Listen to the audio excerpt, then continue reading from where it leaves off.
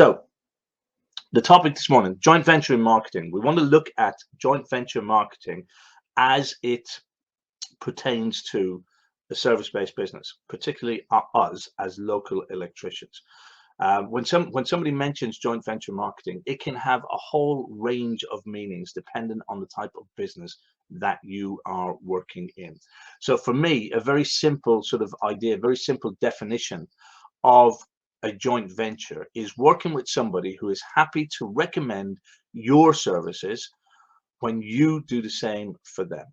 That's it in its simplest form. It's when you are working with somebody or know somebody, another business, preferably somebody who has contact with what is your ideal customer, and they are happy to recommend you in return for you recommending them. So there's no other monetary gain here. There's no sort of give you a percentage or have a drink or any of that. There's nothing like that involved. It's simply they will recommend you on the understanding, the trust and belief that at some point when you have the opportunity, you will recommend them.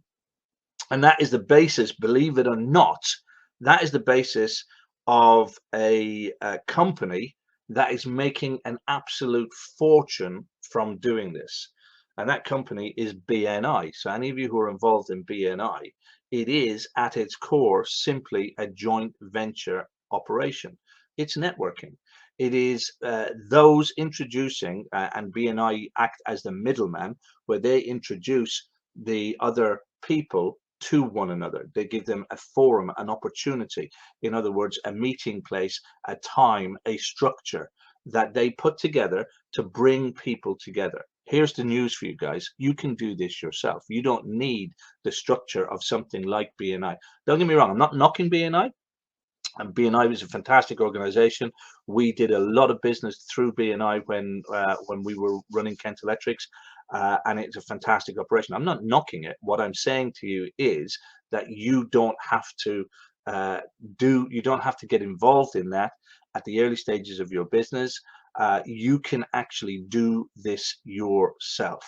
You can create these joint ventures yourself with just a little bit of effort. And this goes back to what I was saying right at the beginning this morning when we started the presentation, is people will spend time, effort and money looking for the shiny object. And people often find something like BNI when they go looking for stuff like this. But rather than thinking, hang on a second, this is actually relatively simple. I can do this kind of stuff myself. And you don't need to do it on the scale that an organization like BNI or Business Over Breakfast or anything like that, you don't need to do it on that scale. They're running an organization, they're running a business. In fact, their members run the business for them. So when you become, and if you have been a BNI member, you will know that as a member, you form part of the leadership team. So the members actually run the business, and they do it for BNI, and they collect the revenue for BNI. And yes, they get the benefit of the networking and the benefit of the joint venturing and the works and everything that come from that, which is great. However, as I said, on a smaller scale, you can do this kind of thing yourself. That is it at its simplest form. So let's get into it. What do you need to do? You need to have people that are working with your type of customer, but that are from a similar but non-competing trades or services. So what do we mean by that? So if you are a local electrician who goes into people's homes to work in their homes, then the best type of joint ventures for you are going to be people who do a similar kind of thing. People who are going into or meeting the customers at their homes. So yes, there is room to joint venture with, and we will talk about it, with people who have business premises and the customers come to them. But what you've got to do is you've got to take a look at your business and think, what's the structure of my business? And the structure typically of an electrician business, a service-based business, is that you operate out of a vehicle, you go to people's homes, and you work in their properties. Okay, so now in order to find the right kind of, or the best kind of joint venture partners, it is best to look for those similar type of businesses. So what kind of businesses could we be looking at? Well, we'll take a look at a list of those in a little while, but don't exclude businesses that are based out of offices or businesses that are based out of retail premises However, your best people to look for are going to be people who are similar to yourself, but non-competing. In other words, you're not all looking for the same work, but you may be looking for the same type of customer and the same type of premises or properties. Um, so we could be looking at people like locksmiths, plumbers, gardeners, mobile hairdressers, even anybody who goes into the customer's property is going to be your best form of a joint venture partner. They will have a very similar customer profile than you have. So in other words, they're looking for the same type of ideal customer. They're also operating out of the same location. Now, there's no point in you forming a joint venture arrangement with a plumber who's operating in a county that's completely outside of the area that you're operating in. He may be a great plumber and he may be willing to travel into your location to do work for his business, but if the bulk of his business is outside of the area that you want to operate in, then he's not going to be a fantastic joint venture partner, because it's going to pull you away from the area that you want to focus on and the area that you want to concentrate on. And this again forms some of the issues that there are with some of the B&I groups that are out there as well, is the sense that, yeah, the builder, great guy, but he's doing all his work over that side of the county and I am focusing over on this side of the county. So, you know, even if I wanted to say yes to him, it would be a pain in the arse traveling back and forth, because it would go against what I'm trying to build for my business. So you've got to make sure when you're choosing your joint venture partner, when you're picking them, make sure that they're operating mainly in the area that you are operating in within that area, and that they're looking for not necessarily exactly the same, but a similar basic customer profile. So your ideal customer must mesh or merge into their ideal customer at some point. There must be some crossover in terms of what they are after. Now, you also, like I said, you need to think outside of the box a little bit as well. We've talked about, you know, all of the normal types of services, the plumbers, the carpenters, the gardeners, the locksmiths. You know, all of these type of people are typically the ones that most of you would look for. But if you look outside of the box, you have people like, and as I say, don't exclude retail-based businesses, but you should aim for ones that actually do the business the way you do the business, as in going into their property. But consider things like hairdressers. You know, it's not something that we in the trades would often consider. Now, that can be a hairdresser who is a mobile hairdresser, travels to a person's home to operate, and there's a lot of those about at this present moment in time. And there was a lot of them that really sort of took off during the whole COVID thing as well. Where they couldn't actually operate in big premises, but they were operating privately in smaller settings and going around to people's homes as we came out of the whole COVID thing. But also look at the premises as well. The hairdressers who have premises also. I had some fantastic relationships with some local hairdressers here who had premises, and within those premises I was able to leave them with leaflets. I was able to go in and sit down, have a coffee and have a chat with them and explain what I was doing, and they in turn have a captive audience when they've got somebody sat in their chair, and that person sat in their chair is talking about any kind of work that they need doing and so on and so forth. They were able to then recommend me as the person to talk to. And also, you know, even if they were having building work done or having a kitchen refitted, they would quite often say, oh, you need to have a word with James because James knows people who, right? Now, all that does, it means, yeah, I'm acting as a gatekeeper, and a gatekeeper is somebody who people will come to when they want something else. So, for example, I'm an electrician, but if somebody wanted a plumber and they came to me, I'm not going to go, oh, I don't do plumbing, so, you know, go and find your own plumber. I will say, yeah, of course, I know a plumber, I can recommend a plumber. That's great. Now they've come to me, makes me a gatekeeper. Well, what does that mean? It means that when they need an electrician, they didn't need an electrician this time, but when they need an electrician, the person they're going to think of is me. If they're going to come to me to look for a builder, if they're going to come to me for a recommendation for somebody to fit blinds, if they're going to come to me for a recommendation for a carpet fitter, if they're going to come to me for a recommendation for a mobile mechanic, then when they need my service, they're going to come to me. Hopefully that makes sense. You've got to be able to and be prepared to set yourself up as a gatekeeper. Don't dismiss these things. You should actually encourage these things. You should have relationships with a whole range of people who your ideal customer are likely to use, because that, by recommending those to your ideal customer, it actually increases your visibility as well. Hopefully that's making sense. So hairdressers is one. Don't Also, local coffee shops is another one. There are some, and I'm not necessarily talking about the chains, the Costas and the Pretz and that, but there are local coffee shops and there are local little tea rooms and areas like that where people go in, they sit down, they have a tea, a cake, a sausage roll, whatever. They know the person behind the counter. They communicate, they talk within the property. They go for a quick break on the way home from the shops and so on and so forth. All of this type of thing. These communications are happening and going on. If you build a relationship with the owner of these types of properties, again, very similar to the hairdresser, you can leave some leaflets in there, some business cards if you wish. But the conversation that you have with the owner of the property means that when they have a conversation with somebody else, and this is how you can magnify word of mouth, when they have a conversation with somebody else and that person happens to mention, oh, I'm having a new kitchen fitted, or I'm planning to break into the loft and create a new room, or we're going to put an extension on the side of the house. When those conversations happen, your joint venture partner has an opportunity to start talking about and mentioning your name and your services. Local gymnasiums and the PTs that operate inside of those local gymnasiums, another way to look. I'm raising these guys because what I want you to do, I'm not saying this is a definitive list.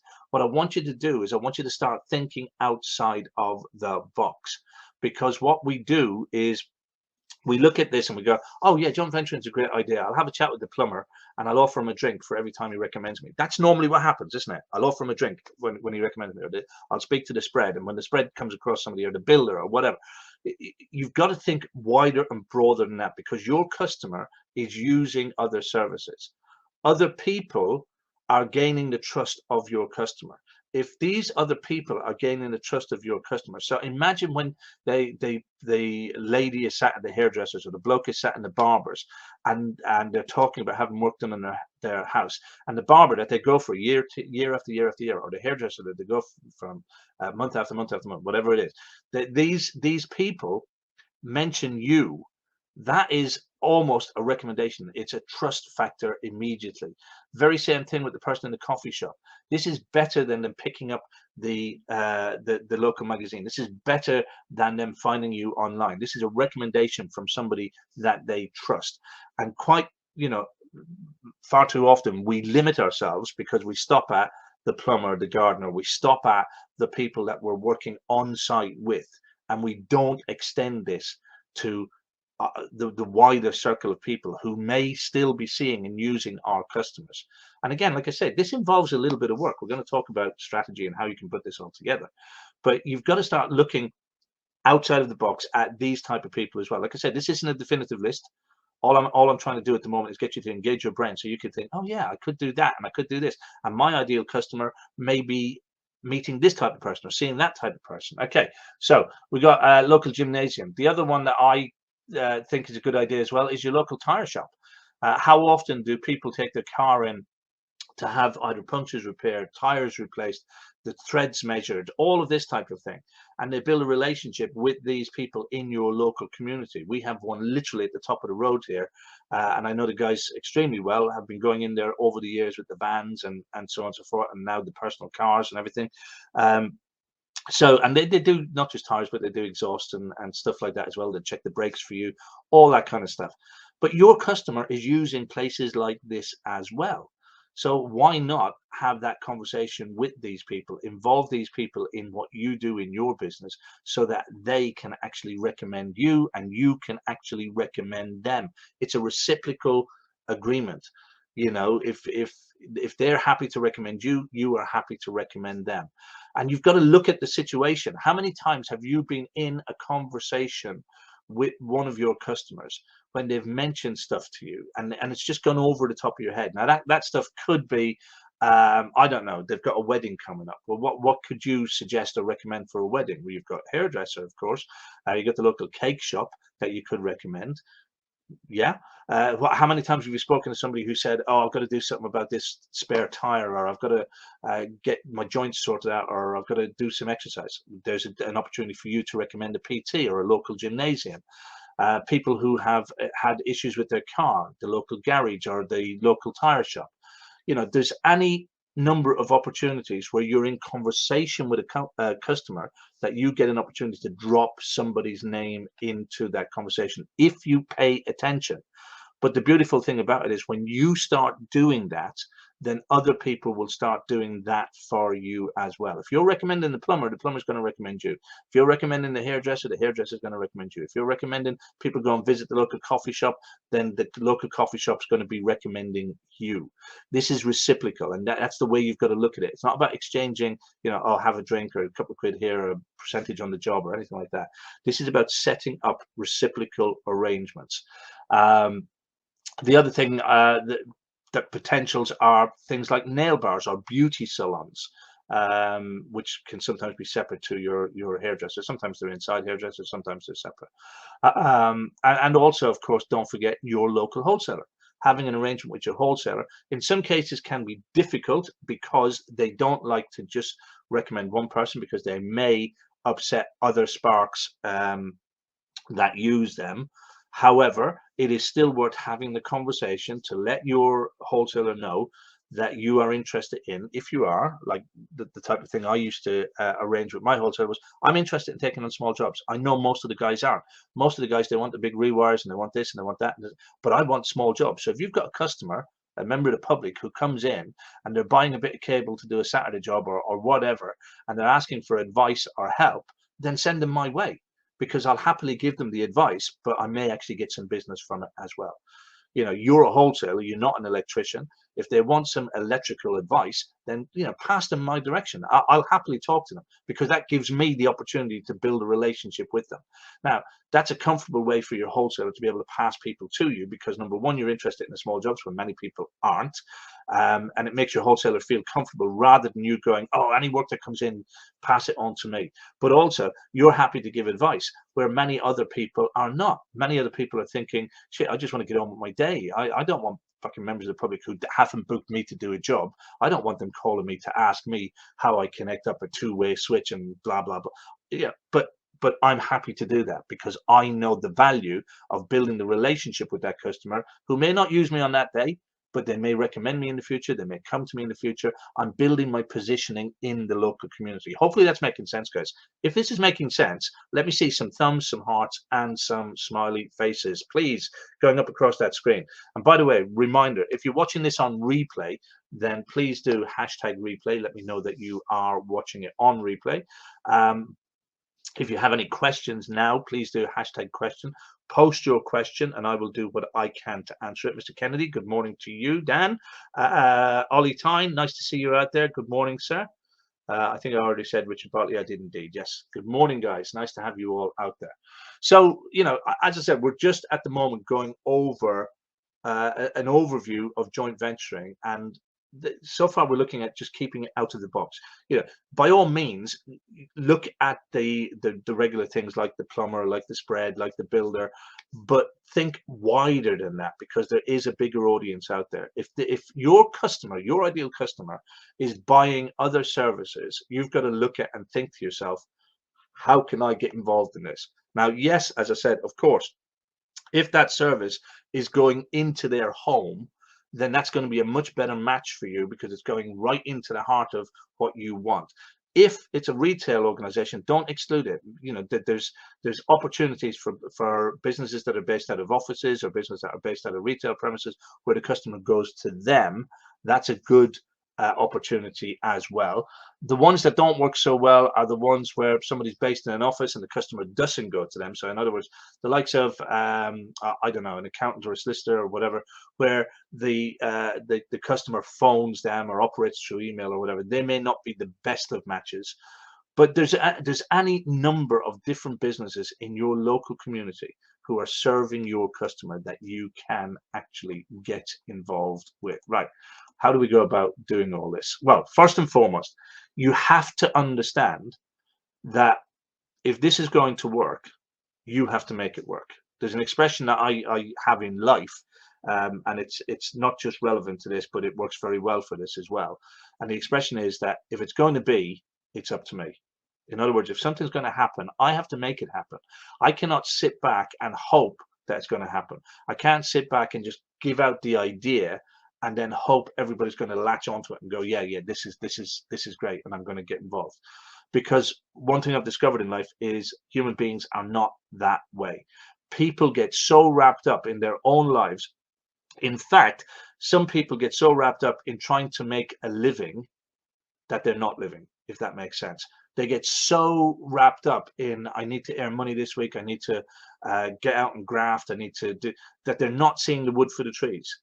You know, by taking a step back and going, actually, if I do things this way, in other words, more intelligently, more sensibly, then I'm actually going to earn more money. And that could mean standing back a little bit, taking a look at what's going on in the business and doing things strategically. But people don't do that. What they do is they get out of bed in the morning, they think, shit, I've got to go out and earn 200 quid today. And they go out and they find ways to earn 200 quid today. And I'm making that very simple, but that is in essence what happens. And that mode takes over in the brain.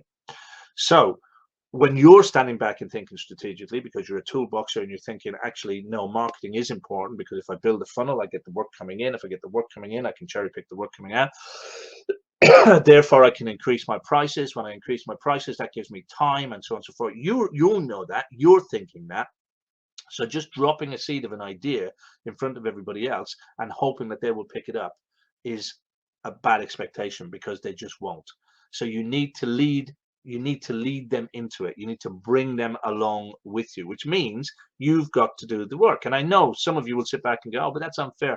I have to do all the heavy lifting and they're going to get the benefit and the rewards out of it. Well, what you're hoping is that, yes, you're going to do the heavy lifting. You're going to get this thing off of the ground. They're going to see the benefits of it, and then it's going to work like gangbusters for you. So what do I mean by the heavy lifting? Well, somebody's got to get this thing going, which means you've got to call people, you've got to talk to people. So how do you approach these people? Very, very simply. You first of all create, as I said, a list of the people that you want to create a joint venture with. Who are the people in your local community? And I mean, I'll go back to what I said at the beginning. Make sure that they are operating in your local area. Pointless you working with a locksmith who lives in your area, you know well, you get on great, he's a lovely guy, but he works in London, or he works in a different part of the county. You know, most of his work is from there, because he hasn't sort of tuned into the whole toolbox way of doing things. You've got to look at the area I'm operating in. Who else do I know is operating in that area, who has access to the kind of people that I want to work with? My ideal customer. In fact, my ideal customer may very well be their ideal customer, or at least there is some crossover with the ideal customers. Make that list first. Create that list. You know, and like I said, go for your typical, your plumber, your carpenter, your builder, but then look outside of the box and think to yourself, is there a dog walker that goes into the people's home? Is there a beautician, locksmith? You know, all of these things, all of these roles that are operating in your local community, people that you can build relationships with. When you've done that, when you've made the list and you've thought, right, these are the people that I want to operate with, and you can look around in your local community, you can ask your customers, you know, who are they using? Who comes and walks the dog? Who cleans the car valet? Who do you go to for your brakes and your tires and stuff? Find out from your local community who are the people that they're using, and then seek those people out. And it's as simple as picking up the phone and talking to them. That's you know, one method. Pick up the phone and say, hey, look, I'm a local electrician. I'm looking to put together a small group of people. This is not a sales pitch. It's not networking, a business networking or anything like that. This is a me to you proposition. I just want to meet up. Let's have a coffee. Let's discuss it. I'm going to have a chat with 3 or 4 or 5 other people in the area and see if we can get a group of us together that can help one another.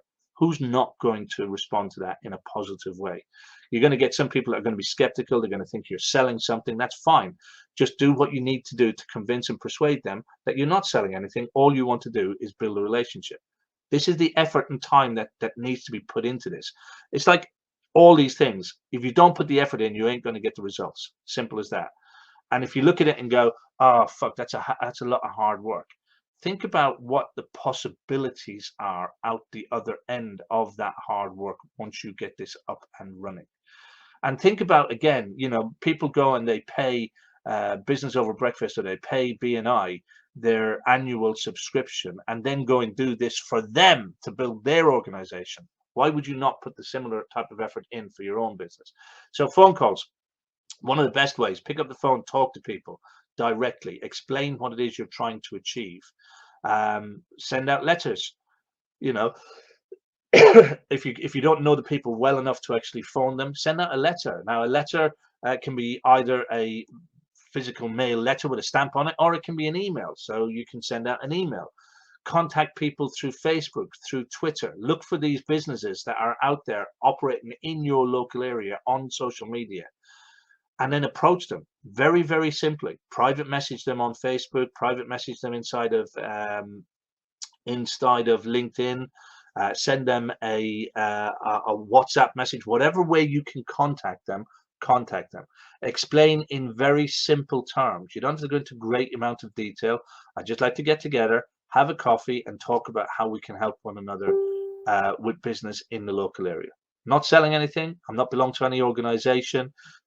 This is not a networking thing. It is just literally me wanting to have a coffee with you and a couple of other local people to see if we can help one another in business. Very, very simple. Very, very, very simple. And then when you have that coffee with them, if you can get 2 or 3 of them together at the same time, if you have to meet them one by one, meet them one by one initially. If you can get them together, it's at that point then that you will explain to them what it is that you are actually doing, what you are proposing.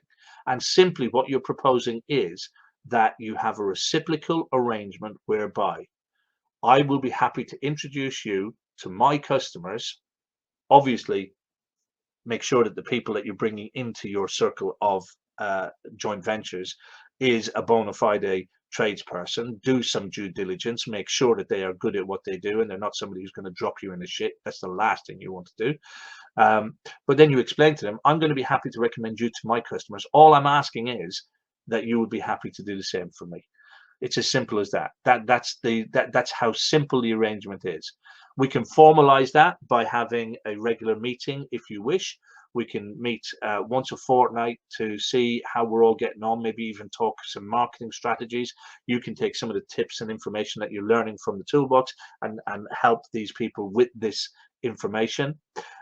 You could do it as an online meeting. You can put together a Facebook group where you all have input into the group, and you just allow your joint venture partners into that group, and you can share conversations. I'm working with Mrs. Smith today, and Mrs. Smith is building an extension, and blah blah blah. You can have these types of conversations. Right? How can I introduce you? What is it you can bring to the party that will help me introduce you to Mrs. Jones for whatever reason or purpose? The strategy, or the way that you will actually operate this, is number one, make sure that you are all after the same type of client. So in other words, if you're building your business based on domestic work, then make sure that you're all targeting domestic customers. It's pointless having a heating engineer who's only after commercial work operating in your joint venture circle. If the rest of the people in the joint venture circle are looking for domestic work, then that's going to be a mismatch. So make sure that you're all looking for the same type of client. The type of work that you're looking for is not the same. So you won't want to have 2 electricians in the group. You'll want to be able to make sure that there's no competition or competing within the group, that you are sharing, that you're not competing against one another. You want to inform your group how they introduce you. So, make sure that the people within your network or your circle of influence understand how to introduce you to a customer. You don't want things like, oh, he's the cheapest electrician. right? You don't want stuff like that. So you want to make sure that they know how they are actually going to introduce you to a customer in a way that actually puts you across in a positive light, so that when the customer hears the recommendation from them, they're more likely to use your services. And here's the thing, right? In most cases, and I would say probably 80, if not 90% of cases, if somebody introduces a tradesperson to a client, that person is much more likely to get the work, even if that client is going looking for quotes elsewhere. So typical scenario, somebody's looking for 3 quotes. They go and they find somebody in online, they find somebody in a community magazine or a local directory, whatever it happens to be, and the local hairdresser recommends their electrician, right? They go out and get the quote, and there's very little in the pricing. There's not a whole lot in the pricing. Maybe that yours is even just slightly more expensive, but they're more likely to choose you over the random person that they got from the directory or the web, because another human being, another person recommended you. And they don't even have to have a really, really close relationship with that other person. But the fact that another human being recommended them means that you are much more likely to actually get that work. That's just social proof. It's as simple as that, and that's just how things work. So make sure that your joint venture partners understand and know how to introduce you. Also, make sure that they know what to look for. Now, you've got to be clear on this. You know, this will help aim towards the type of work that you want to do and the type of ideal customer that you want to work for. If your joint venture partners don't understand what to look for, or what to look out for, or how, you know, where to bring you into something, if they don't know what they're looking for, the issue is they may bring you the wrong kind of work. Okay, so I'm going to use a very, very basic example. So Mrs. Jones says, my fridge isn't working, and the plumber goes, oh yeah, well, I know James the electrician. Wrong match. I don't fix fridges. Okay, but he didn't know that because I didn't tell him what to look for. I want him to look for things like, when he's operating around the gas meter or whatever, have a look at the fuse board. Tell me, is the fuse board, or you know, identify, is that consumer unit an old one or a new one? Great. If it's an old one, find an opportunity just to mention it to the customer, to say, oh, you know, I was looking at the gas meter taking a reading, or I was changing a pipe or whatever, and I noticed that your consumer unit is way out of date. You might want my mate James to have a look at that. He'd be happy to do that, to have a look for free. You know, it's not going to cost you anything to have a quote to have it upgraded. That's great. He's now made an introduction from it, but he knew what to look for. Okay. So make sure that they know what to look for, but also you need to know from them, what are you looking for? What's going to help you to introduce them to your ideal customer as well? Okay. And also make sure that you have given your joint venture partners something to leave with your customers. Now, that may be a business card. Not a great fan of business cards.